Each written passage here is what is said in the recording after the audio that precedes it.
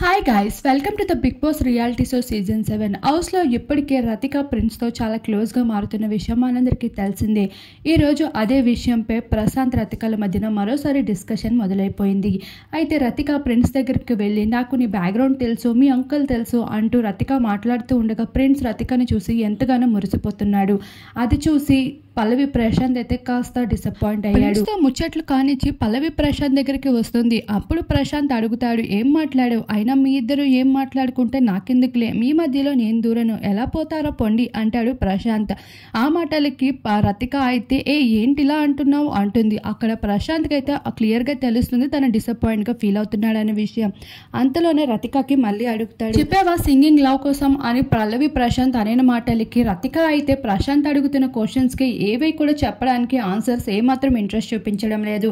అయితే ప్రశాంత్ అప్పుడు కూడా కాస్త డిసప్పాయింట్గా ఉండి తన పని తను చూసుకుంటూ ఉన్నాడు. అయితే ఇక్కడ రతిక ప్రిన్స్తో బాగా క్లోజ్గా ఉండడం ప్రశాంత్కి ఏమాత్రం నచ్చడం లేదనే విషయం తెలుస్తుంది.